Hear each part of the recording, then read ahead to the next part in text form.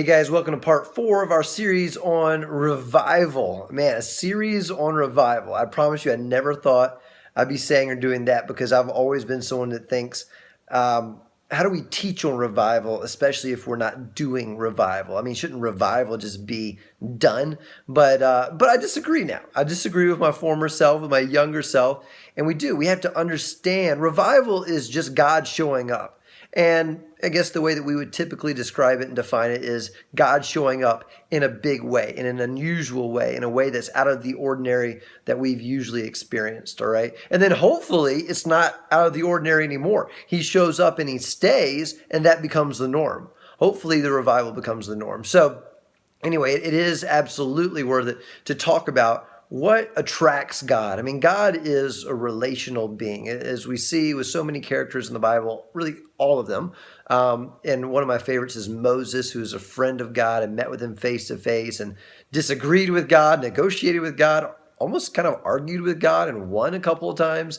That argument that he's all about relationship, and it's all about positioning ourselves in such a way to have influence with him, and only friends have influence, and those who give honor receive honor and have influence. So that's why we're talking about revival today. We're actually talking about Job. We're going to jump into Job chapter 42. It's the last chapter in the book of Job, chapter 42, verse 5. Just one verse today. I mean, it's a powerful verse. It's a powerful verse. Job is talking to God. And it's his last time of saying something to God when they have a little conversation here at the end. And God's essentially telling him, who are you? Because I'm the guy who made this, who made that, and I'm all knowing, I'm all powerful, I'm all everything. And who are you? By the way, who are you really? And Job goes, I don't have anything to say. I'm nothing, etc. And then God talks a little more. And then Job ends up saying this, I had only heard about you before, but now I have seen you with my own eyes. I had only heard about you before, but now I've seen you with my own eyes. Here's what he's essentially saying. Prior to all this trial, all these trials and tribulations and tough stuff happening in my life, I had head knowledge of you. I mean, I followed the rules. I mean, Job, if we read it, right, in chapter 1, chapter 2, whatever it is, he followed the rules. He did the sacrifices at the right time, and he totally understood, that he was a sinner and his kids were sinners, and he had to make sacrifices and please God and follow all the Old Testament Mosaic law and all these things. He got it. He was in quote unquote relationship with God only because he was following the rules. But it was just head knowledge. He was just going through the motions. I mean, I think he even appreciated God, but he didn't have a full respect for him, and he couldn't. It wasn't because he was being disrespectful. He couldn't because he had not yet had an experience with God. That is key. I mean, like, pause for a second. Previous to everything he went through, he did not have an experiential relationship with God. He did not have a relationship based on experience with God. It was purely based on, a knowledge of the rules, a knowledge of who God is. Okay, if I know about somebody, let's say I know about Michael Jordan. Okay, I know he's won 6 championships and however many MVPs, and he's the great, 5 MVPs, was it? Something like that. The greatest basketball player ever, all this stuff. I know about him, but I don't know him personally. I mean, I don't have experience, eating a meal with him or playing basketball with him or anything like that, right? We've never been in the same room together, right? So Job, through this experience, he goes from knowing about God, having head knowledge, to experiencing God. And it's interesting because at the end, Job had lost everything. And then it says God not only gave it back, he didn't give it back halfway, he didn't give it back 100%. He gave it back double. He got double of everything. So what's really powerful is that Job could have responded in any way. Like, God could have been like, who are you? And Job's like, you know what? Who are you? Forget you. You killed off all my kids, or allowed them to be killed off, right? You killed off all my cattle, my property, and everything I have, and I've got boils all over me, and I feel horrible, and I just don't have anything to say.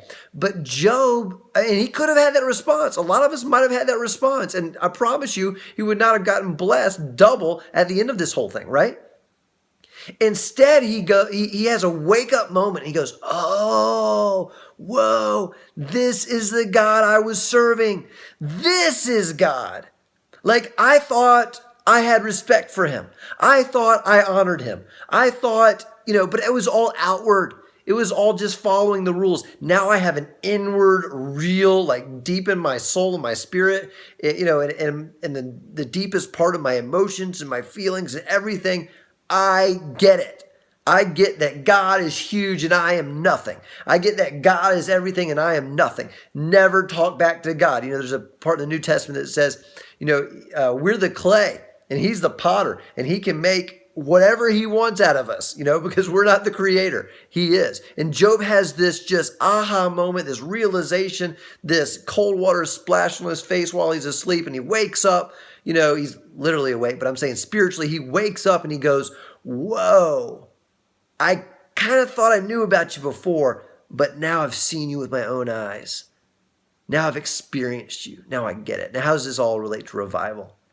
Pretty obviously, as you might guess, it relates in this way. If I'm a basketball team, and I'm talking about Michael Jordan in his prime, all right? If I'm a basketball team, it's not going to help my team if we just know about Michael Jordan, right? It's not going to help us that much if we say to our players, "Hey guys, study Jordan, study what he does, study his moves. Now go out and replicate him, and we'll win the championship." And they're like, we can learn something from him and we might get a little bit better by watching him, but we're not him. What would be much more powerful if we want to win the championship is to go out and get Michael Jordan on our team and have him starting and playing every minute, right? We want him in the game. The bottom line is we want God in the game. It doesn't always have to be that we go through our greatest trials in life like Job had to have that aha moment. But a lot of times that's what it takes for us to go, "Wow, before I just kind of knew about God. I thought I knew everything about him, but the truth is I just knew a little bit. But now I've experienced him. I've seen him," as Job said. And he's here and he's shown up. And that's when revival comes. And that's what we should long for. And not just for a day, but for the rest of our lives. All right. Thanks, guys. Talk to you again in part 5. Bye.